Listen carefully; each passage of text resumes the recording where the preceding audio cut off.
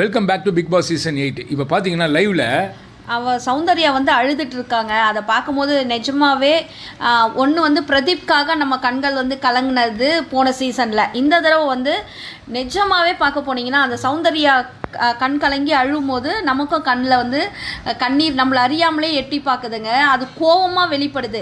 அந்த கோவம் யார் மேலே வருதுன்னா விஜய்எஸ் மேலே தான், விஜய் சேதுபதி சாரால் தான். உங்களுக்கு என்ன அவசியம் இருக்குது நீங்கள் சாச்சனாவை 3rd டைம் உள்ளே விடுறதுக்கு? ஏன்னா நாங்கள் பிக் பாஸை கேட்க முடியாது, ஹோஸ்ட் நீங்கள் தான் அதுக்கு பொறுப்பு. நீங்கள் சொல்லியிருக்கணும். எப்படி நாங்கள் ரவீந்திர இப்போ திட்டுறமோ, ஒரு ரிவ்யூவராக இருந்துட்டு முத்துக்குமரனுக்கு சப்போர்ட் பண்ணிவிட்டு நீ எப்படி உள்ளே வரலாம், உன்னை எப்படி பிக் பாஸ் அலோவ் பண்ணார் உள்ளே? அதே மாதிரி தான் விஜய் சேதுபதி சார்கிட்டே இந்த கொஷினை நாங்கள் எழுப்புகிறோம். நீங்கள் உங்கள் பொண்ணு அவ்வளோ உரிமையாக பிக் பாஸ் வீட்டுக்குள்ளே கூட விஜய் சேதுபதி வீடு மாதிரியே அவள் சாக்லேட் கேட்டதாக இருக்கட்டும், நான் சாட்டர்டே எபிசோடில் டீல் பண்ணிக்கிறேன், நான் அங்கே பேசிக்கிறேன்னு சொன்னதாக இருக்கட்டும், பேசிக்கிறேன் அப்படின்னு சொன்னதாக இருக்கட்டும். ஸோ அப்படிப்பட்டதான ஒரு பொண்ணை 3rd டைம் உள்ள விடுறது பிக் பாஸ் ஹிஸ்டரியிலேயே வராதது. இது எந்த விதத்துல நியாயம்? அப்ப நீங்க அவ ஏற்கனவே ஒரு வன்மமா இருக்கிற பொண்ணு. அவ சௌந்தர்யா மேல பொறாம, எல்லாருக்குமே அந்த பொண்ணு மேல பொறாம. ஏங்க அவ பாவாடை தாவணி போட்டாலும் அழகா இருக்கா, ஸ்கர்ட் அண்ட் ப்ளவுஸ் போட்டாலும் அழகா இருக்கா. அதுக்குன்னு அது அழகு அவளோட இயற்கை, அவளோட அப்பா அம்மா கடவுள் கொடுத்ததுங்க. இதை எப்படிங்க மற்றவங்க பொறாமப்படுற அளவுக்கு இவ்வளோ தூரம் இருக்குது? அப்படி பொறாமப்பட்டு அட்லீஸ்ட் அடித்தாதான் குத்துனாதான் இது வன்மம்னு கிடையாதுங்க. இப்படி வார்த்தையால் வன்மத்தை இது பண்ணி மற்றவங்கள கீழே தள்ளி அவங்கள கஷ்டப்படுத்துறதும் பெரிய வன்மம்ங்க. இதை எப்படி நீங்கள் அலோவ் பண்ணுறீங்கன்னு தான் கேட்குறேன். விஜய் சேதுபதி சார் உங்களோட இன்ஃப்ளூயன்ஸ் இல்லாமல் 3rd டைம் சாட்சனா உள்ள வந்திருக்க முடியாது. இப்ப ரவி, ஆமா, இப்ப ரவி பேசுற மாதிரியே இவரெல்லாம் ரவீந்தர் சார்லாம் கிடையாதுங்க. அவர் பயங்கர வன்மம் தான். அவரு ரவி அதனால தான் ஃபர்ஸ்ட் எபிசோட்ல ஒண்ணுமே பண்ணாத ரஞ்சித் சார் கூட உள்ள இருந்தாரு. எல்லாம் ஒரு கிரியேட்டா பண்ணி வெளியில போன ரவி சார் உங்களுக்கு திரும்பவும் சொல்றோம், திரும்பவும் அதே வன்மத்தோட நீங்க உள்ள அருணை தாக்குறது ரொம்ப கேவலம், படு கேவலம். அதாவது தனக்கு ஈக்குவலா ஏதாவது பண்ணணும். நீங்க ஒரு ரிவ்யூவரா இருந்துட்டு இவ்வளவு கேவலமான ஒரு வேலையை நீங்க செய்யக்கூடாது. இன்னொன்று பார்த்தீங்கன்னா நீங்கள் இப்போ பேசிட்டு இருக்கிறீங்க சாட்சனாவை உள்ள நிறுத்தணும். அப்போ சாட்சனாவை உள்ள நிறுத்தணும், அந்த 5 பேரில் ஒருத்தராக கொண்டு வரணுன்ற எய்மோட தான் நீங்கள் உள்ளே வந்திருக்கீங்க. உங்களை அனுப்புனது தூது விட்டது விஜய் சேதுபதி சார்.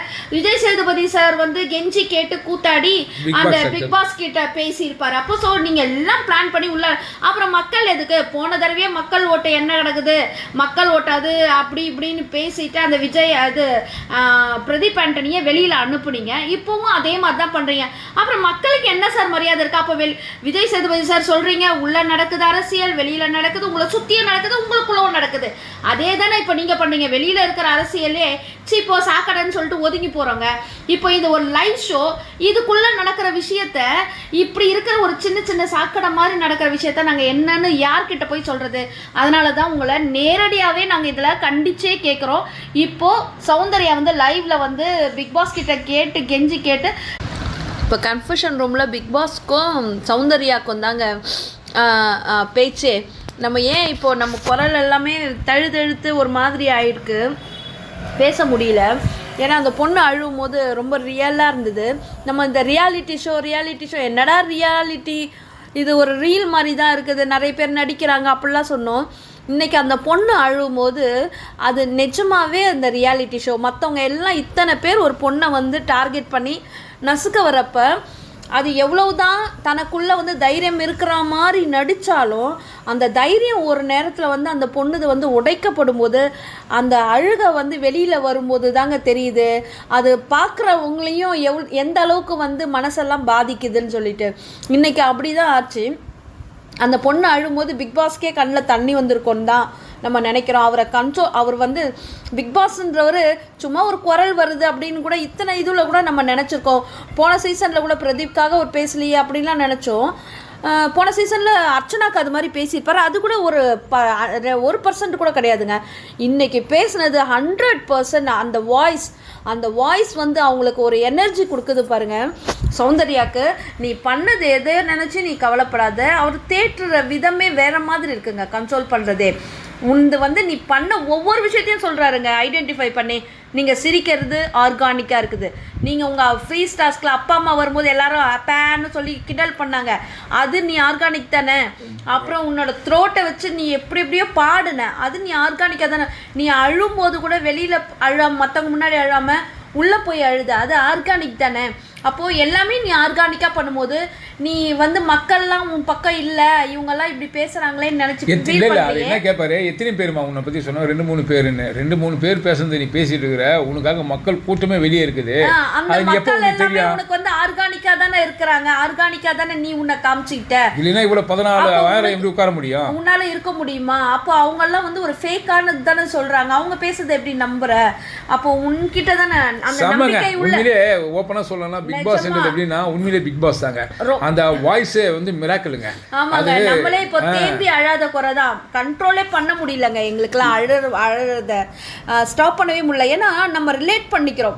ஸோ நம்ம கூட ஒவ்வொரு விஷயத்தில் வந்து இப்படிப்பட்ட இந்த உலகத்தில் கூட இது வந்து பிக் பாஸ் உலகம், அந்த சௌந்தர்யா சொல்கிறது உண்மைதான், இதுக்குள்ளே வாழறதே ரொம்ப கஷ்டம் அப்படின்னு. அது சின்ன ஒரு 10-20 பேரோட வாழற வாழ்க்கை.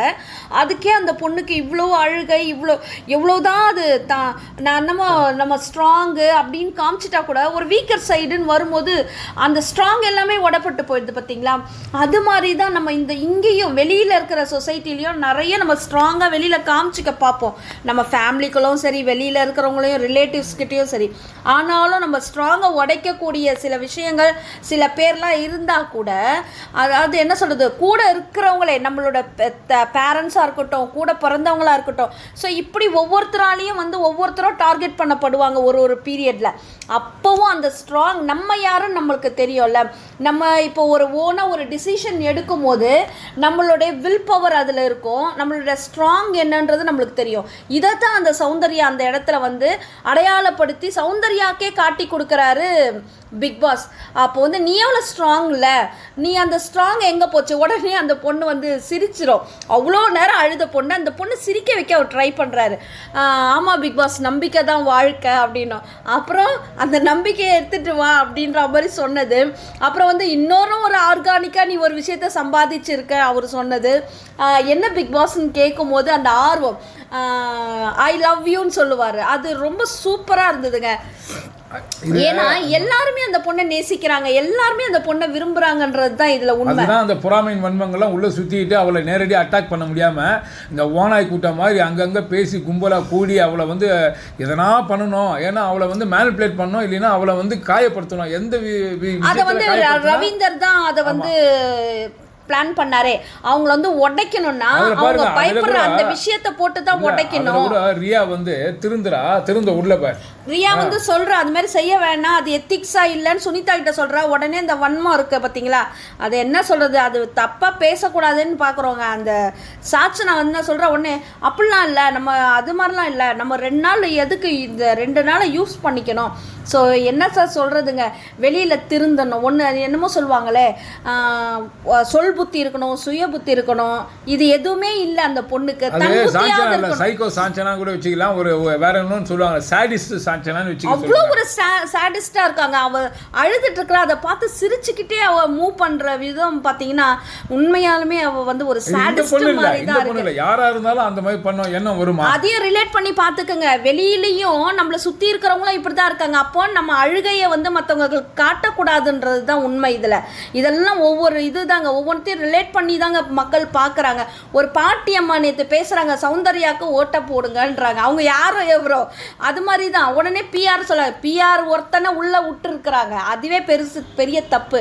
ஸோ அப்போ வந்து மக்கள் நீங்கள் பாருங்கள், இப்போ ஸ்ட்ராங்காக திரும்பவும் மீண்டு எழுந்து வரக்கூடிய வகையில் நம்ம பிக் பாஸ் வந்து கன்சோல் பண்ணியிருக்கிறது ரொம்ப சூப்பராக இருக்குங்க. பேக் டு நம்ம சௌந்தர்யா சொல்லணும். அப்போ சொல்லுவாரு, போமா நீ தனலட்சுமி இந்த சாங்குக்கு ரெடி ஆயிடு அப்படின்னா அப்படி போடு அந்த பாட்டு போடுவாங்க. அதுதான் ப்ரோமோல காட்டியிருக்காங்க. ஸோ சிரிச்சுக்கிட்டே போ அப்படின்னு வர. அப்பவும் அங்க ஒரு என்ன சொல்லுவாங்க, ஒரு ஒரு கவுண்ட் கொடுப்பாங்க. என்னன்னா அந்த கவுண்டர்ல பார்த்தீங்கன்னா எப்படி நான் சிரிச்சுட்டு போனால் எல்லாரும் இன்னும் என்ன இது பண்ணாங்கல்ல, அதெல்லாம் நம்மளுக்கு சகஜம் தானே, நம்ம யாருன்னு அவங்களுக்கு தெரியல, நீ சிரிச்சுட்டே போன்றாரு.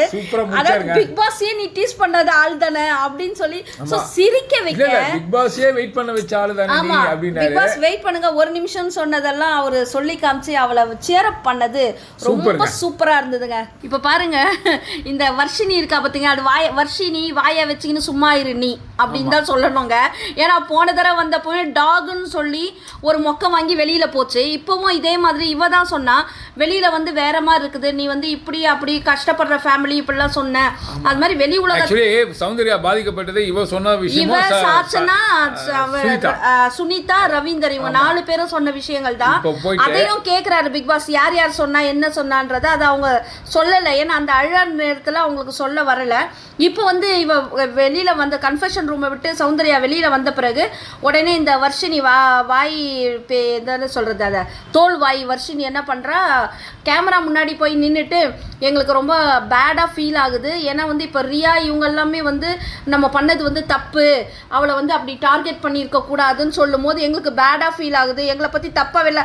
அந்த பயம் இருக்கட்டும், எல்லாரும் மொத்தமாக அதையும் நாங்கள் சொல்கிறோம். வாத்தியார் நம்ம ரஜினி சார் படத்துலேருந்தே சொல்கிறோம், சிங்கம் சிங்கிளாக தான் வரும், கூட்டமாக வரும்ன்றதை நீங்கள் காமிச்சிட்டீங்க. ஆமாம், இப்போ அதில் ஒன்றுத்துக்கு பயம் வந்து கேமரா முன்னாடி வளருது, கத்துது. அடுத்ததுலாம் ஒன்று ஒன்றா வருவாங்க. இந்த 8ல் 1 வெளில வந்து கத்த ஆரம்பிச்சிருச்சு. ஏற்கனவே 2 பேர் நியாயமாக நின்று இருக்காங்க. மக்களே ஞாபகம் வச்சுங்க, ரியாவும் திருந்துச்சு. இவங்க 2 பேரும் ஏற்கனவே கெட்ட பேரோட வெளில போனாங்க. அதாவது கெட்ட பேர் நான் தப்பா இல்லை, விளையாட தெரியாதவங்க, மேனரிசம் சரி தெரியாதவங்கன்னு. இப்போ அவங்க உள்ள வந்துட்டு அதை கரெக்ட் பண்ணிக்கிட்டாங்க. சௌந்தர்யாவை கரெக்டாக அடையாளம் கண்டு கொண்டவங்கள இவங்க 2 பேரும் சூப்பர். அதனால இவங்க 2 பேரும் வெளியில வந்தாலும் அவங்களுக்கு மக்கள் வந்து நல்ல ஒரு இதுதான் சப்போர்ட் பண்ணுவாங்க. ரியா அதை சொல்றாங்க, இப்படி சொல்லி இந்த எத்திக்ஸ் இதுதான் எத்திக்ஸா விளையாடல, நீங்களாம் எனக்கு ஒரு எத்திக்ஸ் இருக்குதுன்னு சொல்லும்போது சாட்சி நான் சொல்லுவேன், அப்படிலாம் கிடையாது, நீ இப்படிதான் விளையாடணும், கேமு டார்கெட் பண்ண தானே உள்ள வந்திருக்கிறோம் அப்படின்னு சொல்லும் போது உடனே ரியா சொல்றா, அப்படி தேவையில்லை, நான் அப்படி இல்லை, சௌந்தர்யாவை டார்கெட் பண்றது வேணாம்னா நான் வெளியில போயிடுறேன், நீங்க ஆனா சௌந்தர்யாவை டார்கெட் பண்றது தப்புன்னு அந்த இடத்துல ரியா சொல்லிட்டாங்க. தர்ஷா குப்தா டைரக்ட் இன்டைரக்ட் சௌந்தர்யாவை டார்கெட் நான் பண்ண மாட்டேன், சௌந்தர்யாவுக்கு தான் நான் சப்போர்ட் பண்ணுவேன்னு அந்த பொண்ணும் நிக்குது. இதுல இந்த முத்துக்குமாருக்கு வந்து சப்போர்ட் பண்ற ரவியும் அந்த வன்மம் வந்து நீங்க பாத்துங்க, புள்ளி கேங் சொல்லலாம். போன தடவை எப்படி ஒரு புள்ளி கேங் மாயா டீம் வந்து பிரதீப்பை வந்து பண்ணுச்சோ அதே மாதிரி இப்போ சௌந்தர்யாவை பண்றாங்க. போன தடவை விட்டுட்டோம், இந்த தடவை விடாதீங்க. ஆக மொத்த மக்களே இந்த வீடியோ உங்களுக்கு கண்டிப்பா பிடிச்சிருக்கேன் நினைக்கிறேன். பிடிச்சிருந்தா லைக் பண்ணுங்க, கமெண்ட் பண்ணுங்க, ஷேர் பண்ணுங்க, சப்ஸ்கிரைப் பண்ணுங்க. தேங்க்யூ.